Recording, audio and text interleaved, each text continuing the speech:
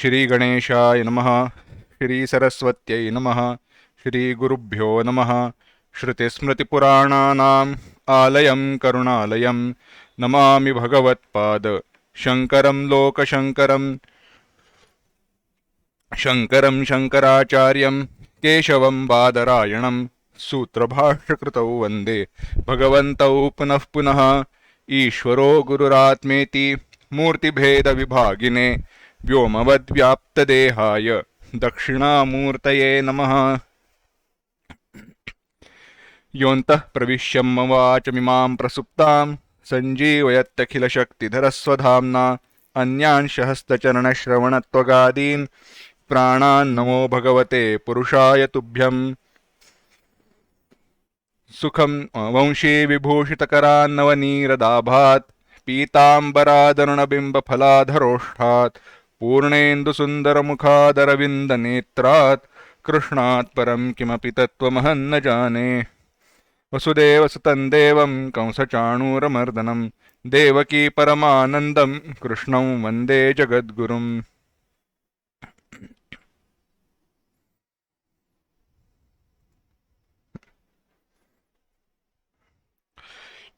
भगवद गीता के 15वें अध्याय का हम चिंतन कर रहे हैं। आज के चिंतन को प्रारंभ करने के पूर्व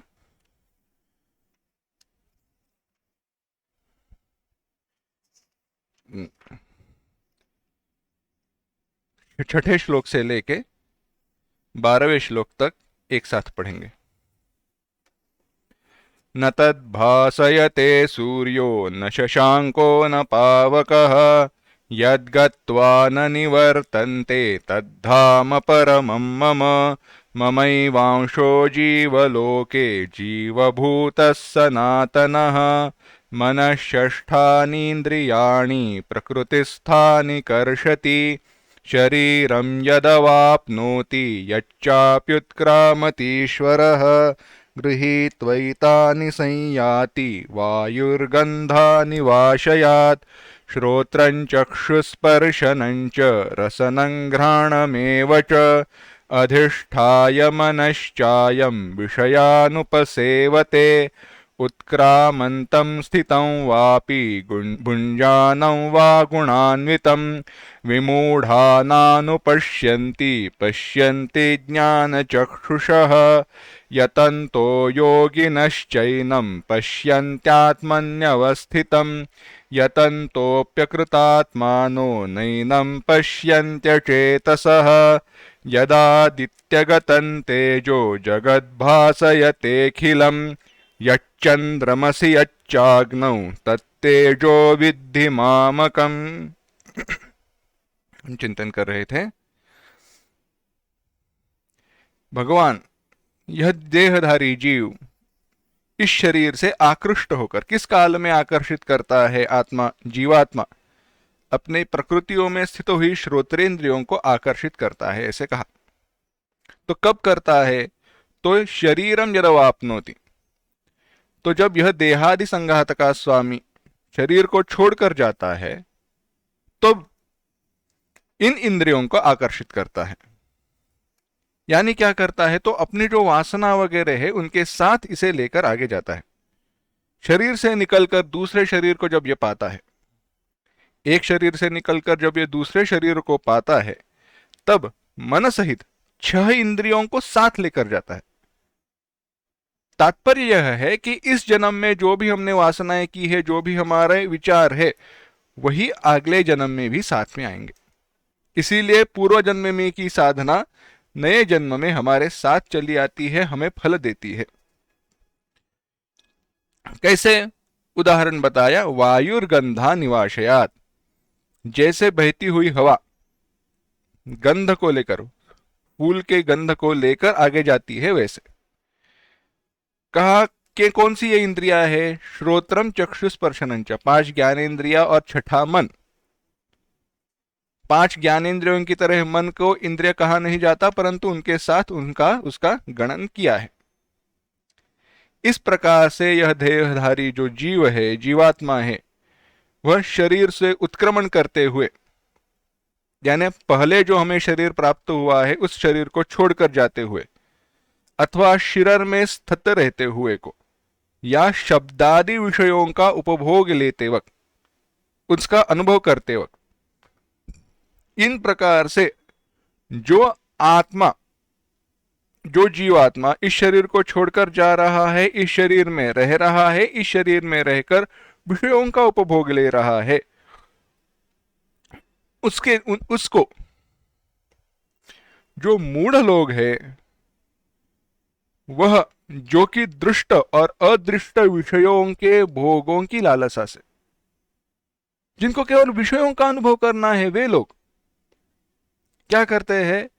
मोहित हुए रहते हैं। परंतु जो प्रमाण जनित ज्ञान नेत्रों से युक्त है, प्रमाण जनित ज्ञान नेत्रों से युक्त है यानी जिन्होंने आत्म तत्व को जाना है, क्या है वह वो जानते हैं, वे विवेक दृष्टि वाले ही इसे देख पाते हैं। तात्पर्य यह है, आलोचना नहीं है परंतु बात सत्य है। कैसे है? आजकल अगर आप चित्रों का यानी पेंटिंग, आर्ट एग्जीबिशन अगर वह देखने के लिए जाओ तो वहां पे चित्र विचित्र वस्तुएं रखी रहती है। आजकल तो चित्र ऐसे रहते हैं कि समझ में ही नहीं आते चित्र में क्या है, पेड़ है, पौधा है, पंछी है, फूल है या क्या है, केवल यहां से वहां रंग उतारे हुए रहते हैं। ऐसे चित्रों को चित्र कहना हमारे लिए मुश्किल हो जाता है, और अगर ऐसे चित्र होते तो हमारे पाठशाला में हमने निकाले हुए चित्रों को 100 में से 100 मार्क मिल जाते। नहीं, व्यंग की बात छोड़ दो, परंतु बात ऐसी है, वह जो चित्र है, वह या फिर कला है, वह जो आर्ट है, वह एक भावनाओं को व्यक्त करने का साधन बना है। अब किस प्रकार में वह भावनाएं अभिव्यक्त हो, वह बदलते गया काल के अनुसार। अब उस चित्र में कोई भी कला दिखाई रखी हो, समझो कोई भी एक चित्र है, उस चित्र में चित्रकार को क्या बताना है, क्या वह जताना चाहता है, क्या किन भावनाओं को प्रकट करना चाहता है, वह उस प्रकार की चित्रकला को जानने वाला, उस प्रकार के चित्रों को जो जानने वाला है वह जान पाता है। और अगर वह हमारे साथ हो तो बताता है कि ऐसे ऐसे रंग है, ये रंग है, इन रंगों का उपयोग किया है, इसलिए वह यह भावनाओं को प्रकट करना चाहता है, यहां से देखो ये कैसे है, ये देखो ये कैसे आया है, इस प्रकार से बताते हैं। यानी वह जो जानता है वही चित्रों में जो बताया है वह जान पाता है। चित्रों में रंग कैसे है, रंग कैसे उतारे हैं, उसके जो स्ट्रोक्स कहते हैं पेंटिंग के, तो यहां से वहां कैसे आए हैं, क्यों आए हैं। या फिर चित्र की बात छोड़ दो, कभी कभी कोई आसान सी वस्तु रखी रहती है, टेबल पर कोई एक कॉफी का मग रहेगा, किताब रहेंगे, परंतु किताब टेढ़े रहेंगे, कुछ किताब या कोई खुला रहेगा, परंतु उसके द्वारा वह विचारों को प्रकट कर रहा है, उसका एनालिसिस वगैरह, उसका विचार किया जाता है, परंतु वह कौन कर पाता है? जो जानता है वह। हमारा जैसा कोई मूड रहेगा तो जाकर कॉफी के मग में से वो कॉफी पी लेगा, ऐसी बात नहीं रहती। तो इसी प्रकार से वस्तु वैसी ही है, जो वैसे ही है वही का वही है, परंतु जो उस तत्व को जानते हैं वो देख पाते हैं, जो नहीं जानते उसके बाह्य स्वरूप को देखकर फंसे हुए, मोहित हुए रहते हैं। इसीलिए कहा, यह जो आत्मा है, जो जीव स्वरूप में इस शरीर में स्थित रहता है, इस शरीर को छोड़कर चला जाता है या जीव बनकर उपभोग लेता है विषयों का, उस आत्म स्वरूप को देखने वाले जानते हैं, जानने वाले जानते हैं, देख पाते हैं, अविवेकी जो मूढ़ है वह जान नहीं पाते। और कई एक है, कौन है? यतन्तः योगिनः, प्रयत्न करने वाले, यतमानः यतन्तः, जो हर समय प्रयत्न करना चाहते हैं वे। जिस आत्मा को, यह आत्मा यानी जो प्रकरण में चल रहा है, यह अपने अंतःकरण में स्थित देखते हुए अपने अंतःकरण में, अपने हृदय में प्रकट देखते हुए यही मैं हूं, इस प्रकार से साक्षात्कार किया करते हैं। परंतु कौन कर पाते हैं? योगी जन। जो कर नहीं पाते उनका निर्देश किया, कहा यतन्तः अपि, प्रयास तो कर रहे हैं परंतु अकृतात्मानः। हमने आसान भाषा में देखा था, जिन्होंने सगुण ब्रह्म का, ईश्वर के सगुण स्वरूप का साक्षात्कार होने तक उपासना की है वे, या वैसी उपासना जिनकी हुई नहीं है वे। कृता उपास्ति अकृता उपास्ति, कृतात्मानः अकृतात्मानः, यानी जिन्होंने अंतःकरण का संस्करण नहीं किया है, संस्करण शुद्धि नहीं की। जब तक अंतःकरण की शुद्धि नहीं होती, जब तक हमारा मन शुद्ध नहीं होता, तब तक उस ज्ञान का फल आत्यंतिक दुख निवृत्ति और परमानंद की प्राप्ति नहीं प्राप्त होती। यानी आसान सी बात बताते हैं, कैसे होता है देखो। ज्ञान है परंतु फिर भी मूर्ख है। वो ऐसे एक व्यक्ति पागल जो होते हैं, मतलब पागलों का जो ये रहता है, मेंटल हॉस्पिटल को, जिनको मानसिक रोग रहते हैं उनके लिए जो अस्पताल रहता है, वहां पे गए। वहां पे जाने के बाद ऐसे ही मिलने गया था, देखने गया था कैसे रहता है, क्या रहता है। वहां पे जाने के बाद डॉक्टर के साथ बात हो रही थी। डॉक्टर ने पूछा, डॉक्टर से इस व्यक्ति ने पूछा, डॉक्टर जी एक सवाल है। अच्छा पूछो, क्या है? आपको पता कैसे चलता है यह व्यक्ति अब ठीक हुआ है, अब पागल नहीं है? तो व्यक्ति, डॉक्टर ने कहा, कैसे है, हम एक आसान सी टेस्ट लेते, परीक्षा करते हैं। कैसी परीक्षा है? आओ दिखाते हैं।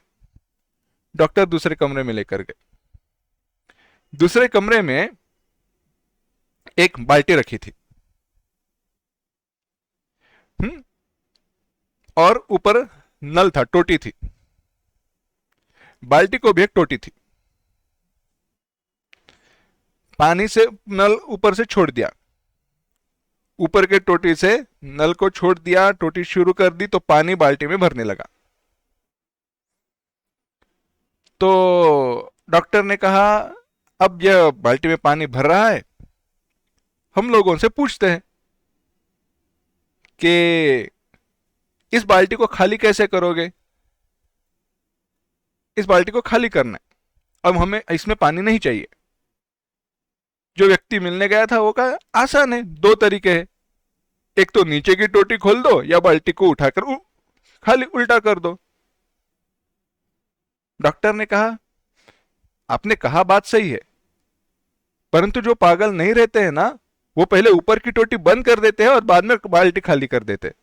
तो बताओ आपको कौन सा कमरा चाहिए? कहने की बात यह है कि ऊपर की टोटी जब तक बंद नहीं की है, तब तक कितने में नीचे की बाल्टी खाली करते जाओ, या नीचे की बाल्टी छोड़ का टोटी छोड़ दो, बाल्टी खाली नहीं होने वाली, वो तो भरते रहेगी ही। तात्पर्य यह है, कितना भी हम वेदांत पढ़े, कितना भी ब्रह्म का चिंतन करें, भगवत स्वरूप का, गुणों का, उसके कथाओं का नाम संकीर्तन कितना भी करे, जब तक हमने ये विषयों से हमारे हृदय को भरना छोड़ा नहीं है, तब तक भगवान को आकर रहने के लिए यहां पे जगह नहीं हो जाएगी। अगर भगवान हृदय में प्रकट होने हैं और उनके लिए घर खाली करना है, साफ करना है, तो पहले जहां से धूल मिट्टी आ रही है वो रास्ता तो बंद करना पड़ेगा ना। अकृतात्मा ना वही है जिन्होंने अंतःकरण की शुद्धि नहीं प्राप्त की है।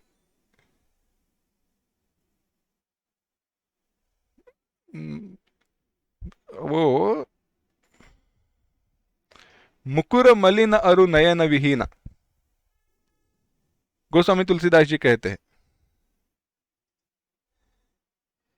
कोई व्यक्ति है, उसके सामने दर्पण रख दिया।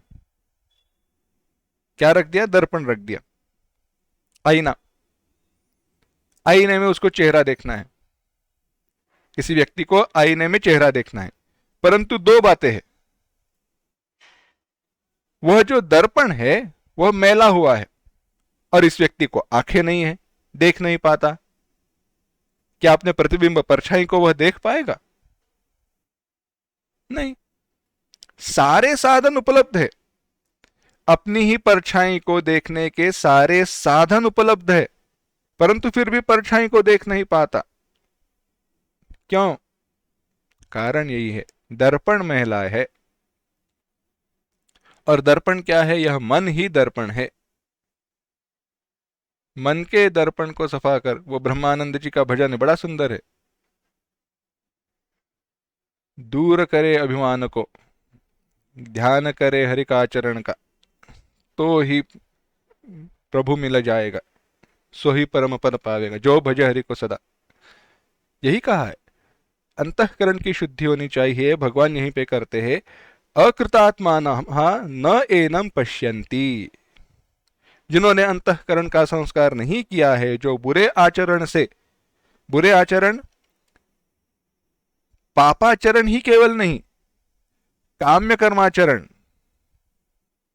भगवान को छोड़कर भगवत प्राप्ति के लिए प्रयास करना, जो भगवत प्राप्ति के प्रयासों को छोड़कर बाकी सारे प्रयास,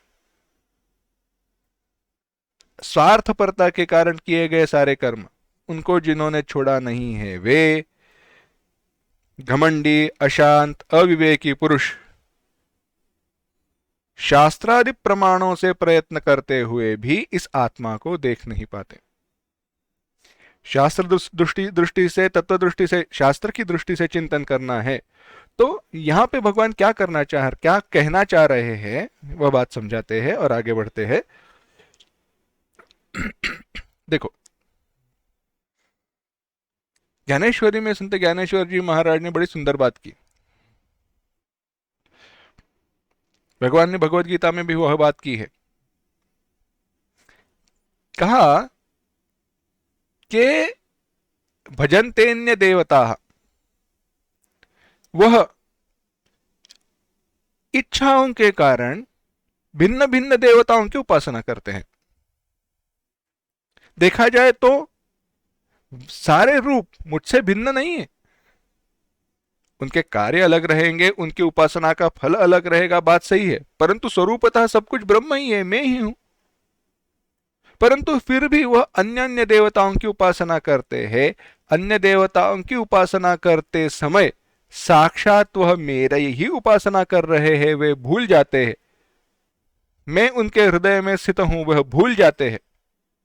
और ऐसे कारण, इसके कारण वह मुझसे दूर चले जाते हैं। ऐसा दूसरा बड़ा अपराध नहीं है, इससे दूसरा बड़ा अपराध नहीं।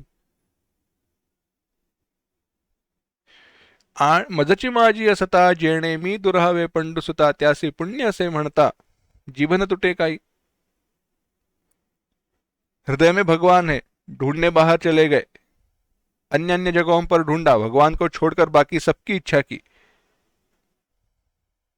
इससे बड़ा कौन सा पाप हो सकता है? भगवत प्राप्ति की जगह स्वर्गलोक के प्राप्ति की इच्छा की और उसके लिए शास्त्र के अनुसार दिए कर्म किए, कैसे चलेगा? नहीं चलता। शास्त्र का ही आचरण है, परंतु काम्य कर्म का आचरण है, निष्काम कर्म नहीं।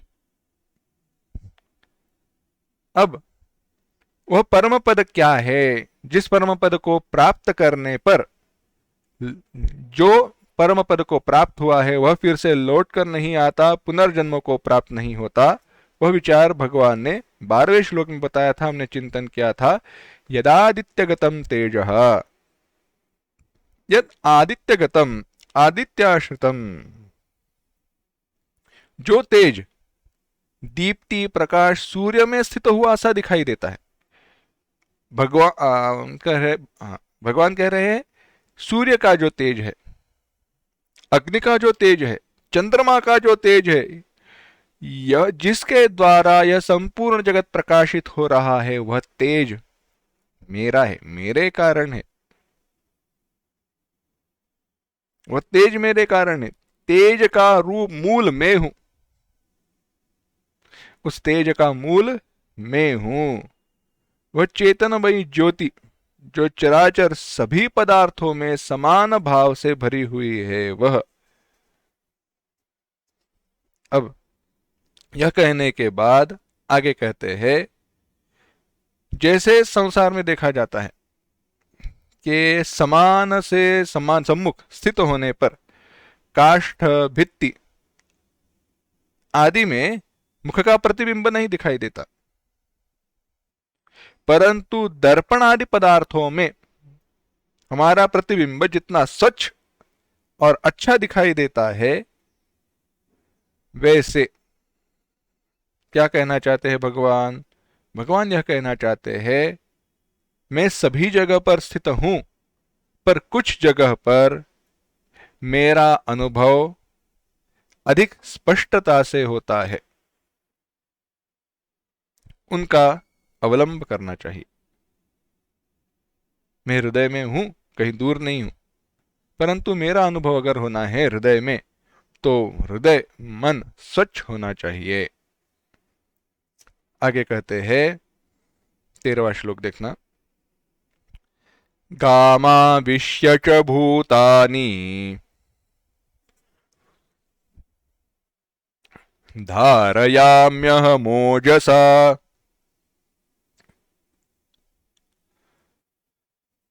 पुष्णामि चौषधीः सर्वाः सोमो भूत्वा रसात्मकः।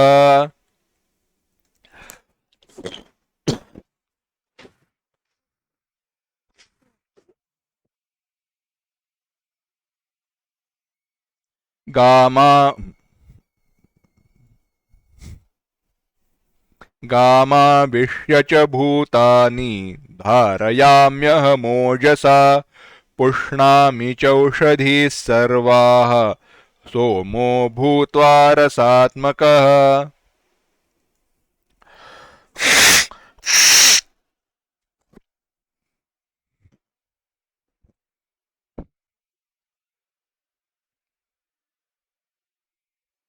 भगवान कहते हैं, गाम आविश्य, गाम पृथ्वी, इस पृथ्वी में आविश्य प्रविष्ट होकर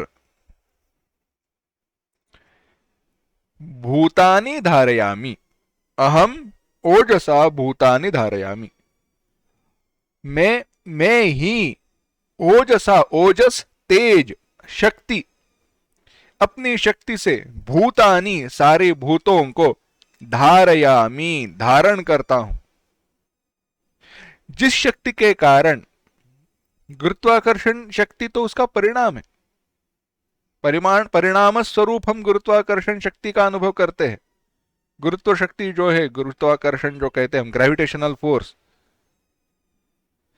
वह उस शक्ति का परिणाम है। वह जो शक्ति है जिसके कारण पृथ्वी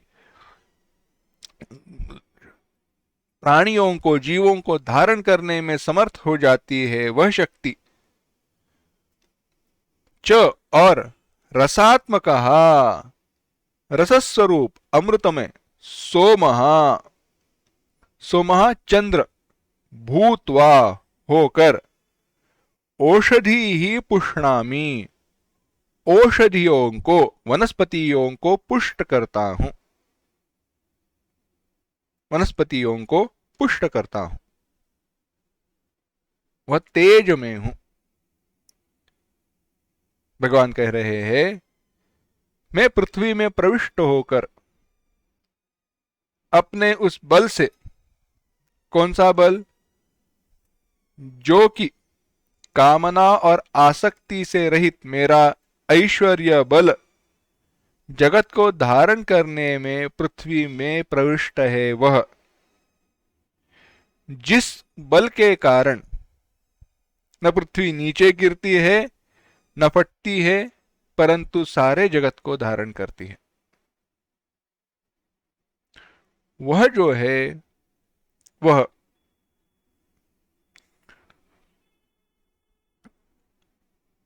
तेज, वह बल मैं हूं। इसीलिए कहना योग्य है कि मैं पृथ्वी में प्रविष्ट होकर चराचर समस्त भूतों का रक्षण करता हूं, भूत प्राणियों को धारण करता हूं।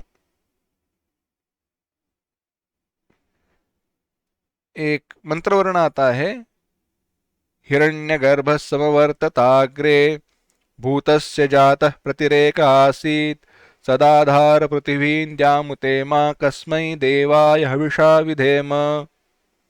सदाधार पृथ्वी, वह पृथ्वी को धारण करता है, वह पृथ्वी को धारण करता है। कस्मै देवाय हविषा विधेम, बड़ा सुंदर है, सूक्त है। उसमें कहा कौन से भगवान को मैं आहुतियों को प्रदान करूं, कौन से भगवान की उपासना करूं जो पृथ्वी को धारण करता है। इस प्रकार से प्रश्न पूछे सब जगह पर, यानी किस सगुण रूप का वर्णन करूं, वह तो निर्गुण है। इस प्रकार से विचार है वहां पे। कहा कि अपने बल से, अब थोड़ा विचार करते हैं। भगवान इस पृथ्वी में प्रविष्ट हुए हैं, यानी कोई एक बोतल है, बोतल में पानी भर दिया, ऐसे प्रविष्ट हुए हैं? नहीं। प्रवेश का जब विचार आता है ना, प्रवेश श्रुति वगैरह, तो वह किस प्रकार से समझना चाहिए। होता ऐसे है, यह जब पृथ्वी है, जो पृथ्वी है वह जड़ है, पंचमहाभूतों से निर्मित है ना, माया का कारण, माया का परिणाम है। जो कुछ भी अब पृथ्वी के साथ साथ संपूर्ण सृष्टि का भी चिंतन करो तो भी चलेगा, परंतु जिसे हम पृथ्वी कहते हैं, अर्थ, मिट्टी का यह गोला जो आकाश में तैर रहा है,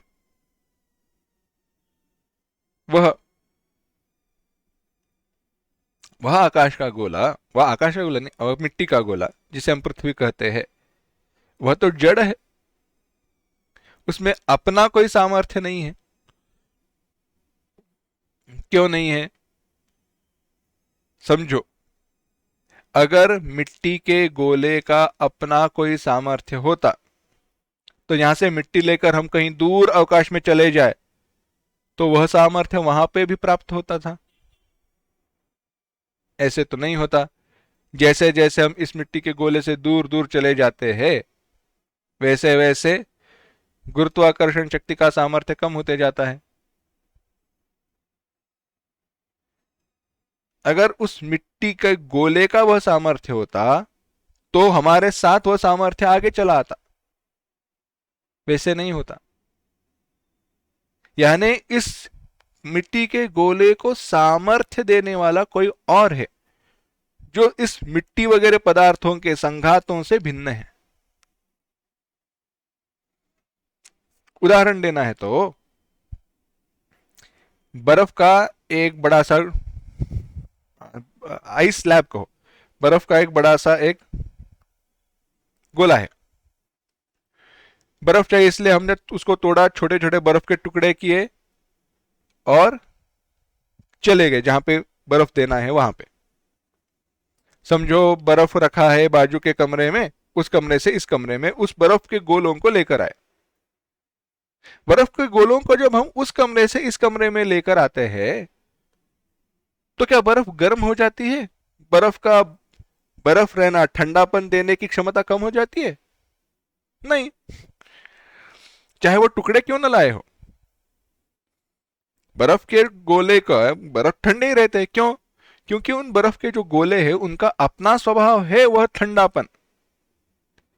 इसीलिए बर्फ के बड़े खंड से, बड़े टुकड़े से छोटे छोटे टुकड़े निकालकर कहीं पर लेकर गए, हाँ लेकर जाते वक्त पिघल गए तो बात भिन्न है, परंतु वे भी ठंडक देने में समर्थ है। क्या इस प्रकार से गुरुत्वाकर्षण शक्ति का विचार है? नहीं। अब विज्ञान की दृष्टि से कहा जाए तो भी अगर कहे तो बात यही चल रही है। गुरुत्वाकर्षण शक्ति का, या फिर जो भी हम विज्ञान की दृष्टि से कहते हैं, वह भी क्या कहता है? पृथ्वी की जो गति है, पृथ्वी की गति के कारण, चंद्र सूर्य आदि ताराओं की गति के कारण यह गुरुत्वाकर्षण शक्ति निर्माण हुई है।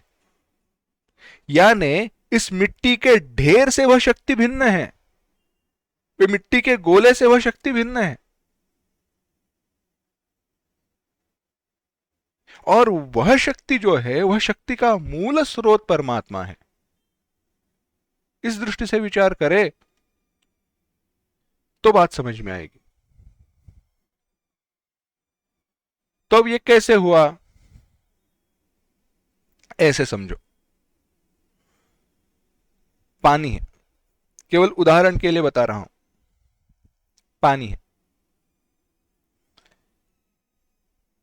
पानी का रंग क्या है? पानी में कोई रंग नहीं रहता, पानी में कोई रंग नहीं रहता पानी का अपना, परंतु उसमें एक छोटा सा, थोड़ा सा, आधे चम्मच हल्दी डाल दो समझो, या कुमकुम डाल दो और मिक्स कर दो, पानी का कौन सा रंग मिलेगा? लाल या पीला। हल्दी डाली है, कुमकुम डाला है, उसके अनुसार। अब वह जो रंग है वह किसके कारण मिला? यह रंग लाल रंग का पानी है। लाल रंग का क्या है? पानी, पीले रंग का पानी है। किसके कारण वह रंग प्राप्त हुआ? वह हल्दी के उपस्थिति के कारण हुआ। उसी प्रकार से भगवान केवल वहां पे रहते हुए, उपस्थिति मात्र से अपनी शक्ति को प्रदान करते हैं, जिस शक्ति के कारण पृथ्वी यह जीवों को धारण करने में समर्थ होती है। और आगे कहता है भगवान, तथा मैं ही रसस्वरूप चंद्रमा होकर पृथ्वी में उत्पन्न होने वाली धान आदि और औषधियों का पोषण करता हूं। भगवान कहते हैं, तथा मैं ही रसस्वरूप चंद्रमा होकर पृथ्वी में उत्पन्न होने वाली धान, जौ आदि समस्त औषधियों का पोषण करता हूं, उनको स्वादयुक्त और पुष्ट बनाता हूं। सुंदर बात है। कहा कि यह जो रस है, क्या कहते हैं, यह जो रस है औषधियों में या जो पेड़ पौधे हैं उनमें, वह जो पोषण करने का सामर्थ्य है, वह सामर्थ्य चंद्रमा के कारण है। औषधि गुण जो है वह सारे चंद्रमा के कारण है, क्योंकि चंद्रमा में अमृत है। कल्पना है, हमारा मानना है कि जो चंद्रमा है देवता रूप से, उस चंद्रमा में अमृत है। किरणों के द्वारा चंद्रमा अपनी किरणों के द्वारा उसी अमृत को सभी को देता है, इस जगत में बांटता है, और वही अमृत औषधियां ग्रहण करके अपने औषधि गुणधर्मों को बढ़ाते हैं। जो सब रसों का आत्मा है, रस ही जिसका स्वभाव है, जो रसों की खानी है वह सोम है, वही अपने रस का संचार करके वनस्पतियों का पोषण करता है। वह जो चंद्रमा में जो रस है वह किरणों के द्वारा आता है और वनस्पतियों को पुष्ट करता है। तो सूर्य के प्रकाश में क्या होता है?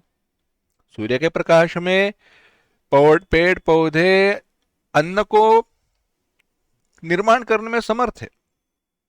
वह जो अन्न निर्माण करते हैं वह सूर्य के प्रकाश में ही होता है।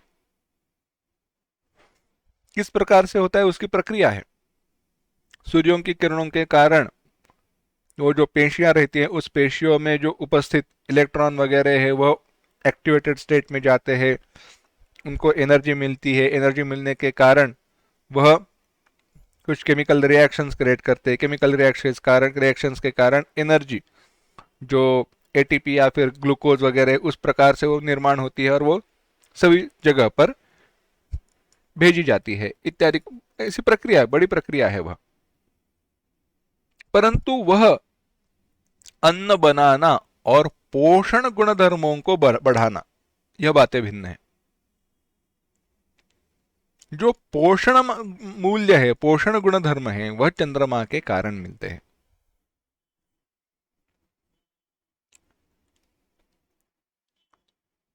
एक बड़ा सुंदर कथा भाग है। कथा का साक्षात इस श्लोक से संबंध नहीं है, कथा का साक्षात इस श्लोक से संबंध नहीं है, परंतु उसमें जो एक बात बताई है वह इससे जुड़ी हुई है। एक वैद्य थे, आयुर्वेद के बड़े विद्वान थे, सिद्ध संत थे। सिद्ध थे माने उनको ऐसी सिद्धि प्राप्त थी कि वे पेड़ पौधों के साथ बात किया करते थे।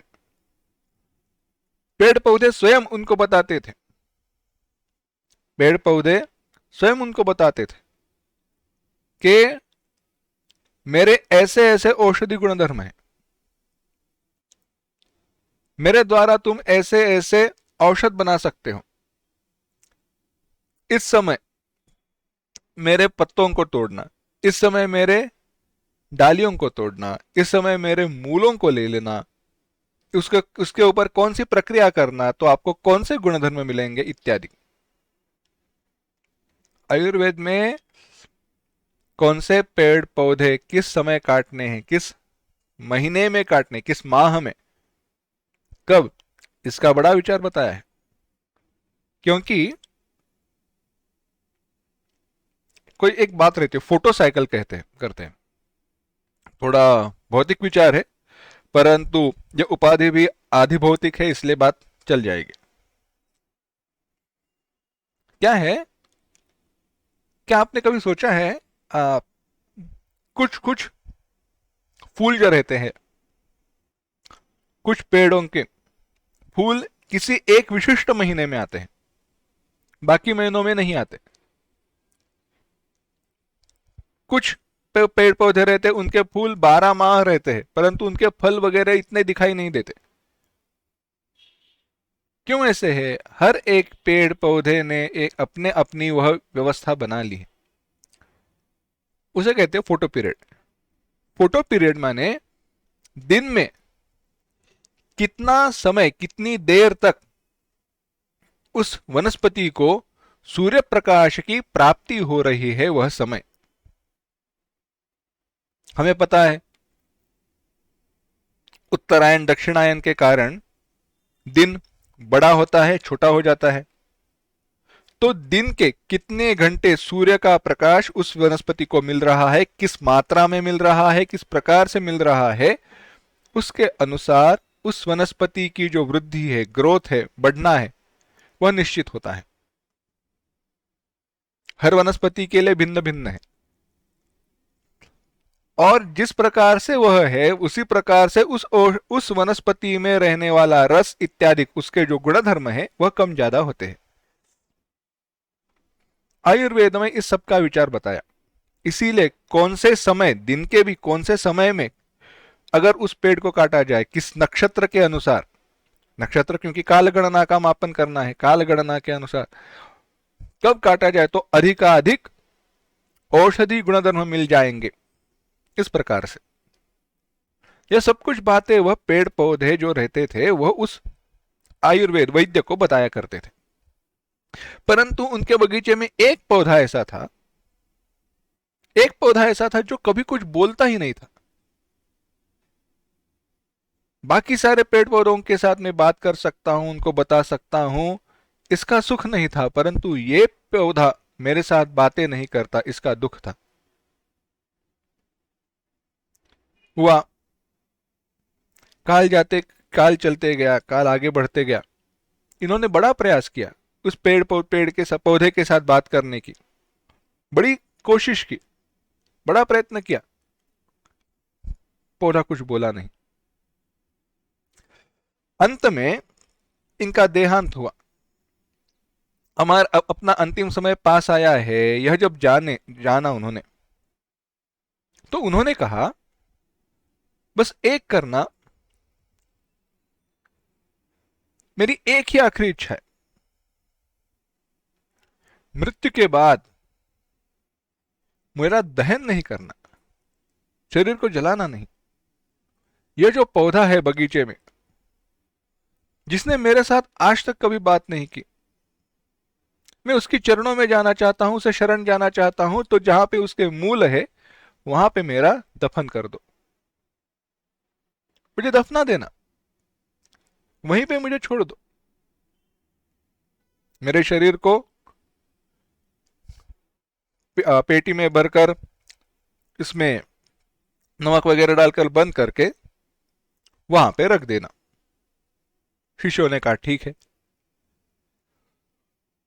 सारी प्रक्रिया की गई। पेड़ के जो मूल थे वहां पे उनको दफनाया गया। रात में हुआ ऐसे, उस पेड़ के मूल के यहां पे ही तो थे, उनके मूलों का स्पर्श इस महात्मा को हुआ और वह चेतन होकर फिर से जिंदा होकर बाहर आए। नमक मिट्टी वगैरह जो भी थी वह बाजू में करके बाहर निकल आए, क्योंकि वह जो पौधा था वह संजीवनी वृक्ष था। संजीवनी जो औषधि है वह थी। मृत्यु हुई थी, फिर से जीवित होकर चले आए। जीवित होकर बाहर आए तो पहला विचार जो मृत्यु के समय का अंतिम विचार था वह विचार, यह पौधा मुझसे अभी तक बोला नहीं। मुड़कर देखा तो यह कुछ बोले उसके पहले ही पौधे ने कहा, अब तो जान गए मैं कौन हूं। परंतु यह सब कुछ कहने का तात्पर्य क्या, यह कथा का तात्पर्य कहां है? यह जब हुआ वह रात में चंद्रमा का जो पूर्णिमा का प्रकाश था उस समय। उस पौधे ने कहा मैं संजीवनी हूं, संजीवनी जो बूटी है वह मैं हूं। तो चंद्रमा का प्रकाश यह महत्वपूर्ण है। पोषण करने वाला वह चंद्रमा का प्रकाश है। आगे कहा यह आगे भगवान कहते हैं, 14वां श्लोक देखना। अहम वैश्वानरो भूत्वा प्राणिनां देहमाश्रितः प्राणापानसमायुक्त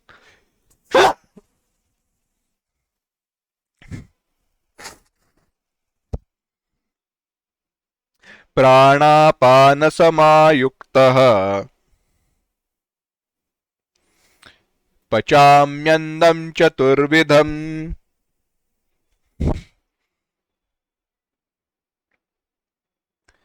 कहते हैं एक साथ, अहम वैश्वानरो भूत्वा प्राणिनां देहमाश्रितः प्राणापानसमायुक्तः पचाम्यन्नं चतुर्विधम्।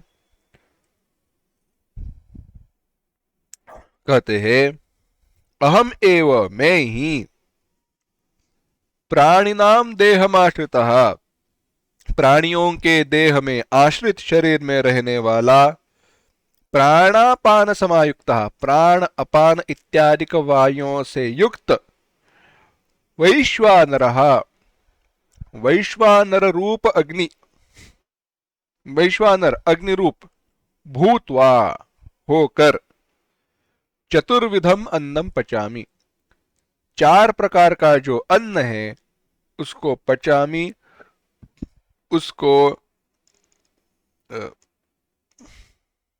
पचाता हूं।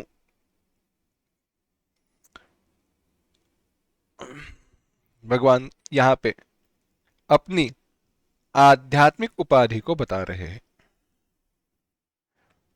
भगवान कहते हैं मैं ही पेट में रहने वाला जो जाठरा अग्नि है वह होकर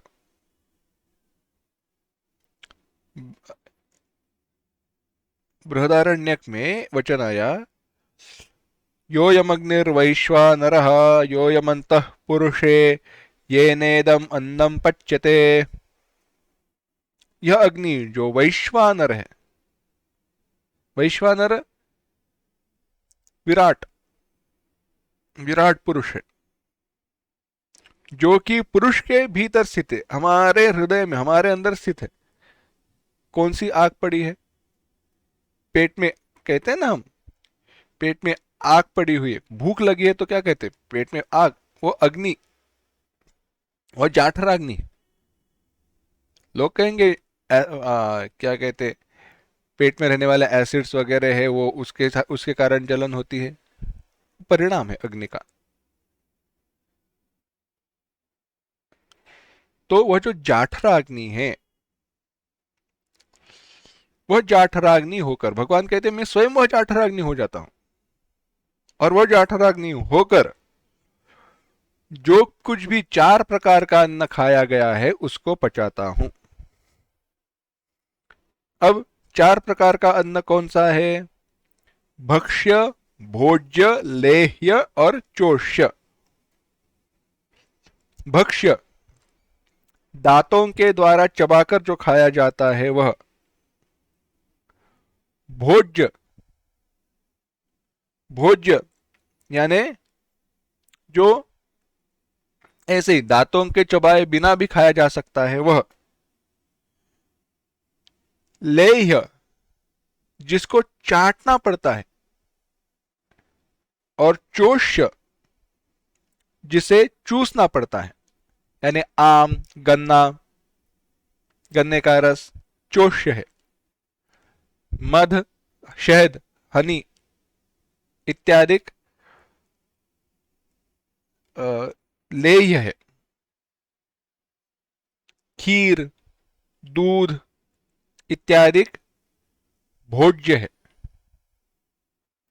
और दाल, चावल, दाल कह सकते हैं, परंतु चावल, रोटी, सब्जी, यह सब कुछ भक्ष्य है। इस प्रकार से भक्ष्य, भोज्य, लेह्य, चोष्य, चारों प्रकार का जो अन्न है, भगवान कहते हैं वह 4 प्रकार का जो भोजन है उसे मैं पचाता हूं।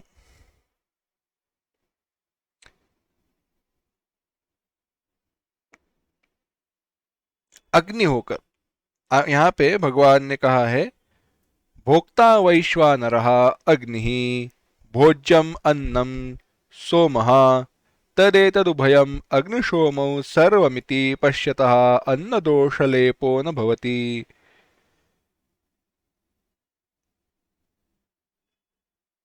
अन्न के दोष बताए हैं, कहाँ पे खाना चाहिए, कौन सा खाना खाना चाहिए, क्या खाना चाहिए, कब खाना चाहिए, बड़े सुविचार है।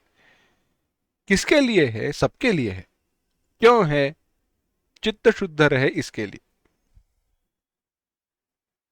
तो यहाँ पे जो विचार बताया, तो यहाँ पे एक खाना भी उपासना का रूप दिया है, खाने को भी कहा वैश्वानर अग्नि खाने वाला है। खाने वाला कौन है? यह खा रहा है, जो उसको पचा रहा है वह मैं नहीं हूं। कौन है? वैश्वानर है।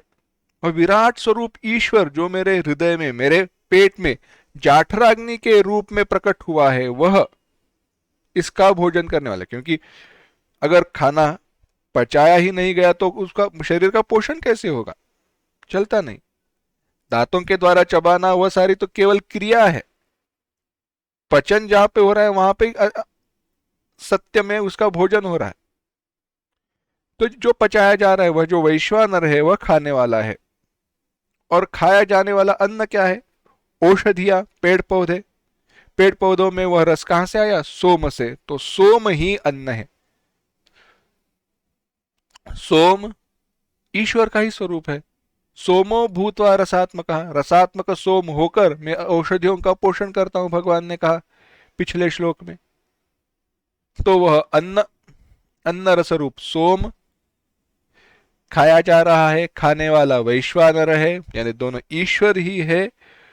और ऐसा जो देखता है, खाने वाला, खाया जाने वाला, सब कुछ भगवान ही है, ईश्वर ही है।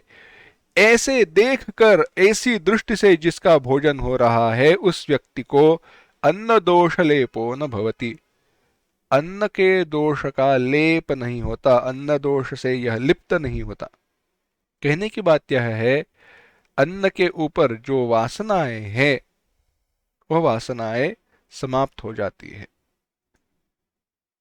वासनाओं का धीरे धीरे विनाश होते जाता है।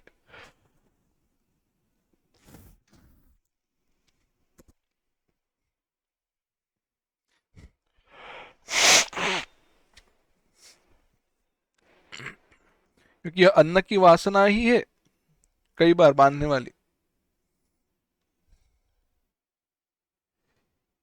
एक बड़े सुंदर अभंग का वचन है, संत तुकाराम जी महाराज जी कहते हैं, ल्यावे खावे बरवे रावे, कुछ ऐसे ही शब्द हैं। तात्पर्य यह है, खुशी में रहो, अच्छे से रहो, खाना अच्छे से खाओ, सब कुछ सही है, खाना प्राप्त करो, खाओ, अच्छे से रहो, परंतु वहां पे बरवे और अच्छा यह भाव न रहने देना। मात्रा में रहने दो, प्रमाण में रहने दो, कुछ एक आवश्यकता है जितनी उतनी रहने दो, और नहीं, वह वासना नहीं होनी चाहिए। कैसे होता है, एकादशी रहती है, उपास रहता है, तो अच्छी ना होते हुए भी खाने के लिए बनाई जाती है साबूदाने की खिचड़ी, सागो, साबूदाना की खिचड़ी वो बनाई जाती है। अब खिचड़ी सामने रखी तो पूछते क्या है, नींबू की है, नींबू है, या पोहा सामने रखा, नींबू है, पूछते क्या आवश्यकता है, नहीं, परंतु है वासना वैसी, ऐसी बात है। तो यह नहीं होना चाहिए। भगवान कहते हैं, इस दृष्टि से देखो, मैं ही भोक्ता हूं, वैश्वानर ईश्वर भोक्ता है, भोजम ईश्वर ही है, खाया जाने वाला भी ईश्वर है। इस प्रकार से देखो, अन्न का लेप नहीं होगा। यानी क्या है, खाना बहुत अच्छा खाओ पर एंजॉय मत करो। अब ये कैसे हो सकता है, खाना खाना है परंतु उसे एंजॉय नहीं करना है, उसका आनंद नहीं लेना है। आनंद यानी मैं भोगता हूं ऐसे होकर आनंद नहीं लेना है। कठिन है परंतु असंभव नहीं।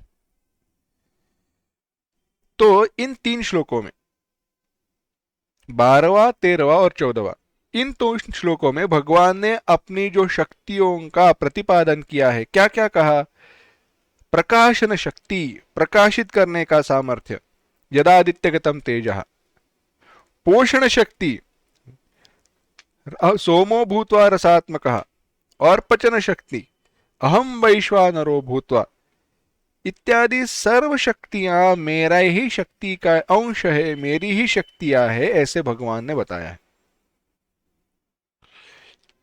यह सारा विचार करते वक्त इसका ही अनुमान बाकी जगहों पर लगाते हुए भी यही बात भगवान बताना चाहते हैं कि जो भी वह शक्तियां है जो प्रकट हो रही है वह मेरे ही कारण है। अगर वायु पवन बह रहा है, बहने की शक्ति मेरे कारण है। जो 10वें अध्याय में विभूति का विस्तार बताया था, विभूति का विचार बताया था, वही। अब इस प्रकार से सर्वज्ञत्व, सर्वशक्तिमत्व इत्यादि गुणों से युक्त जो अपना स्वरूप है उसका वर्णन करते हुए हम ही कैसे जानने योग्य है, भगवत स्वरूप ही कैसे जानने योग्य है, इसका विचार अब भगवान बता रहे हैं। 15वां श्लोक देखना। सर्वस्य चाहं हृदि सन्निविष्टः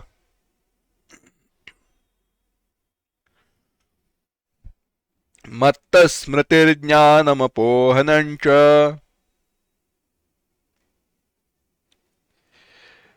वेदैश्च सर्वैरहमेव वेद्यः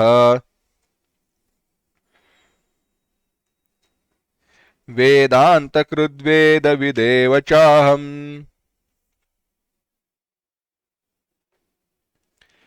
एक साथ, सर्वस्य चाहं हृदि सन्निविष्टः मत्तस्मृतिर्ज्ञानमपोहनं च वेदैश्च सर्वैरहमेव वेद्यः वेदान्तकृद्वेदविदेव चाहम्। यह श्लोक चाय के बारे में नहीं है। सर्वस्य चाहम, सबको चाय मेरे कारण मिलती है, ऐसा अर्थ नहीं है। या वेदांतकृत वेद विदेव चाहम, वेदों में भी चाय कैसे बनाई जाती है बताया है, ऐसा तात्पर्य नहीं निकालना। बड़े विचित्र चित्र विचित्र कल्पनाएं करते हैं। व्यंग को छोड़ दो, विनोद जो है चुटकुलों को छोड़ दो, परंतु मैंने प्रत्यक्ष देखे। कभी कभी लगता था अरे कवि कल्पनाएं हैं, परंतु प्रत्यक्ष देखे इनका ऐसे अर्थ करते हुए लोगों को। हमारे गुरुजी है, उन्होंने कहा किसी व्यक्ति ने कैसी कल्पना रहती है,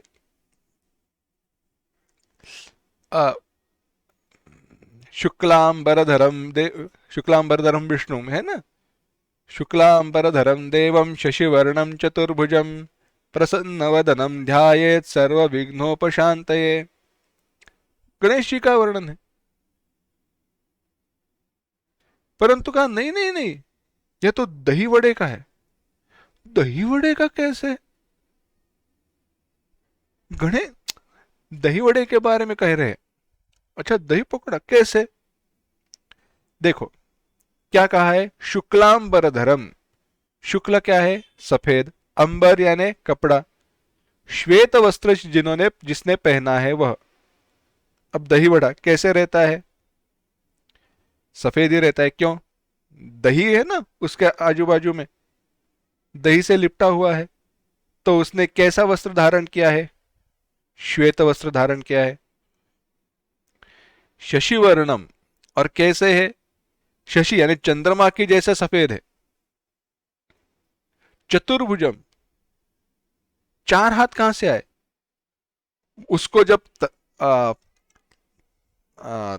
तेल में उसको फ्राई किया गया, तला गया, तो कभी कभी देखो आजू बाजू में थोड़े एक धागे जैसा एक हाथ पैर ऐसे निकल आते हैं, क्योंकि एक जैसा गोला तो नहीं बनता है, हाथ से तुरंत डाले जाते हैं। तो वही चतुर्भुज है। आगे कहा वह चतुर्भुज है, प्रसन्न वदनम ध्यायत। प्रसन्न वदन, हाँ, क्योंकि उसे खाने के बाद बहुत खुशी होती है, इसलिए प्रसन्न वदन है। और सर्व विघ्नोपशांत है, सारे विघ्नों का उपशम, भूख मिट जाती है। तो सर्व विघ्न, सबसे बड़ा विघ्न क्या है? भूख है। दही वड़ा खाने से भूख मिट जाती है, इसलिए यह श्लोक दही वड़े का वर्णन है। यह ऐसा विचार नहीं करना, तात्पर्य वहां पे है। भगवान कह रहे हैं सर्वस्य चाहम हृदय सन्निविष्ट। भगवान कहते हैं सर्वस्य, सबके, हृदय, हृदय में, अहमेव सन्निविष्ट, मैं ही अंतर्यामी रूप से स्थित हूं, अंतःकरण में स्थित हूं, प्रविष्ट हुआ हूं।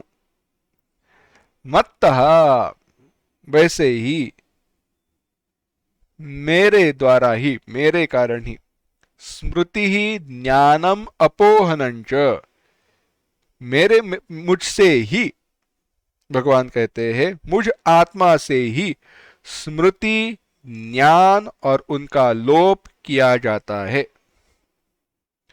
वैसे ही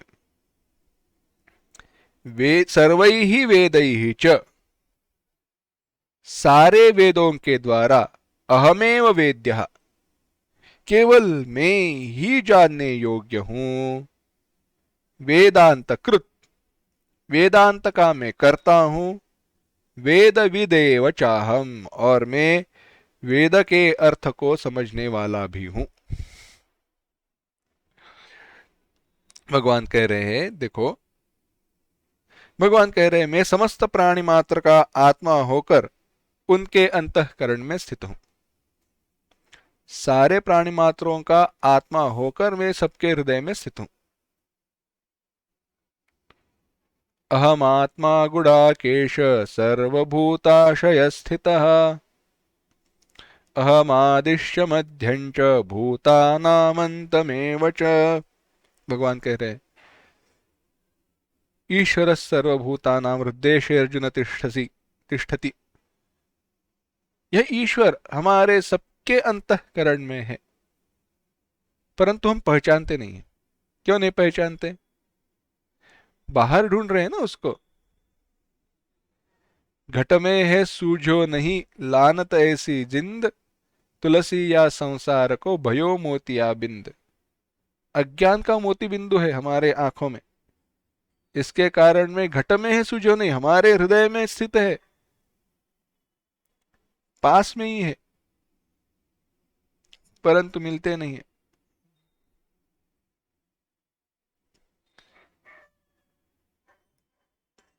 ये दूसरा एक बड़ा सुंदर है अपना गुरुमुखी पंजाबी में भजन है। काहे रे बन ढूंढन जाई सर्व अलेपा सदा एक रस, तो ही संग समाई। काहे रे बन ढूंढन जाई, उस परमात्मा को, उस तत्व को ढूंढने के लिए क्यों तुम वन में चले जा रहे हो? सर्व अलेपा, जो अलिप्त है, निर्लेप है। निर्लेप अलिप्त यानी जो किसी से स्पर्श, किसी से लिप्त नहीं होता। सदा एक रस, जो नित्य एक रस तत्व है यानी परब्रह्म है, तो ही संग समाये, वो तुम्हारे में ही स्थित है, तुम्हारे हृदय में ही है। ऐसे भगवान कह रहे हैं मैं सारी प्राणी मात्रों का आत्मा होकर उनके हृदय में स्थित हूं। इसीलिए सारे प्राणी मात्रों को मेरे ही कारण स्मृति, ज्ञान, अपोहन और उनका लोप मेरे ही कारण है। क्या कहना चाहते हैं भगवान? भगवान कह रहे हैं पूर्व में देखी हुई कोई घटना, कोई भी चीज हो, कुछ सुना हुआ हो, कुछ भी अनुभव किया हुआ हो, उसको फिर से याद करना है स्मरण। स्मृति, स्मरण, याद करना पूर्वानुभूत वस्तु के बारे में ही संभव है। जिस वस्तु का पूर्व में अनुभव प्राप्त किया है, जिस वस्तु का पूर्व में ज्ञान हुआ है, वही वस्तु के बारे में स्मृति संभव है, उसका स्मरण संभव है, स्मरण हो सकता है, नहीं तो नहीं हो सकता। जो मैं जानता ही नहीं हूं उसको याद कैसे कर सकता हूं? नहीं कर सकता। तो यथार्थता से जो वस्तु जानी गई है, यानी जो ज्ञान है, उसी को फिर से याद करना वह स्मृति। और आगे कहते हैं संशय विपर्य, क्या ये ऐसे है या वैसे है? क्या सच में हो सकता है या नहीं हो सकता? ये ऐसे कहा तो है, परंतु क्या यही वो बात कहना चाहते हैं या कुछ और भी अर्थ है? इस प्रकार से संशय विपर्य, ऐसे जो तर्कों के जो जाल है उसमें फंसे रहकर, उसका वाचक है ऊहन। अपौ अपोहनंच, जो कहा उसमें ऊहन, और उससे दूर जाना कहा अपोहनंच। संशयादिक से दूर जाना कहा अपोहनन। भगवान कहते हैं यह सब कुछ मेरे ही कारण है। स्मृति, ज्ञान और अपोहन, यह सारे जो भाव है भगवान कहते हैं मैं ही, मेरे द्वारा ही, मुझसे ही उनके अंतःकरण में उत्पन्न होते हैं। परंतु एक बात ध्यान में रखना, भगवान स्वयं इन भावों को हमारे हृदय में प्रकट नहीं करते। भगवान स्वयं इन भावों को अपने हृदय में प्रकट नहीं करते, वो अपनी इच्छा से नहीं करते।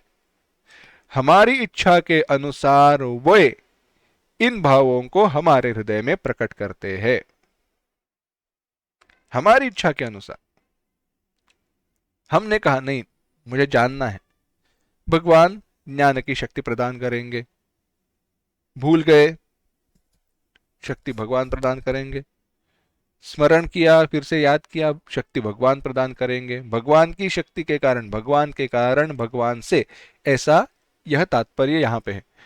भगवान कर्ता होकर, स्वयं करने वाले होकर नहीं कर रहे, उपस्थिति मात्र से उनके कारण भगवान वहां पे केवल हेतु है,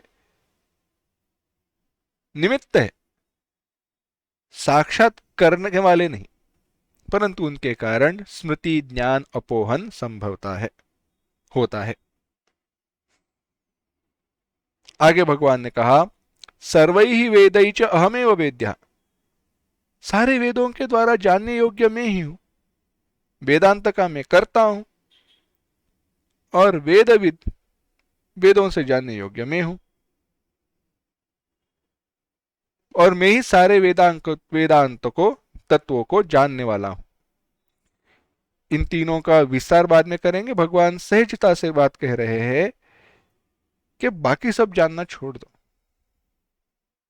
बस ऐसी वस्तु को जानो जिसके जानने पर, जिसे जानने पर सारे वस्तुओं का ज्ञान हो जाएगा। आसान सी बात बताते हैं, समझो। आप सुनार के पास गए, अप्रेंटिस, काम करने के लिए, काम सीखने के लिए। सुनार ने कहा, देखो मेरी ये दुकान है, ये ऐसे सारी वस्तुएं रखी है, इसकी ये कीमत है, इसकी ये कीमत है, इसकी ये कीमत है, इसकी ये कीमत है, इसकी ये कीमत है। तो क्या आप सारे वस्तुओं की, जो 100-150 वहां पे वस्तुएं रखी है, हार अंगूठी वगैरह, उन सारे वस्तुओं की कीमत को याद रखोगे, या सोने की कीमत को याद रखकर उस अंगूठी में, हार में कितना सोना है उसके अनुसार कीमत ध्यान में रखोगे? सोने की कीमत को समझकर ही ध्यान में रखेंगे ना। सोने की कीमत क्या है उसको जानेंगे। सोने की कीमत को जान लिया, सोने को जान लिया तो सारे गहने और गहनों की कीमत जान ली। इसी प्रकार से मूल तत्व को जाना, वेद के द्वारा बताया गया जो मूल तत्व है वही जानने योग्य है, बाकी कुछ जानने योग्य नहीं। किस दृष्टि से? आत्यंतिक दुख निवृत्ति और परमानंद की प्राप्ति। अगर आपको मोक्ष की प्राप्ति करनी है तो केवल परमात्मा स्वरूप को जानना चाहिए। कैसे जाना जाए? वेदांत के द्वारा जाना जाता है। कौन जानता है? भगवान कहते हैं, मैं ही जानता हूं, क्योंकि मेरे द्वारा ही वह वेदांत बताया गया है। क्या है विस्तार? वह विस्तार अगली बार देखते हैं। ओम असतो मा सद्गमय, तमसो मा ज्योतिर्गमय, मृत्योर्मा अमृतंगमय। ओम शांति शांति शांति। हरि ओम। श्री गुरुभ्यो नमः। हरि ओम।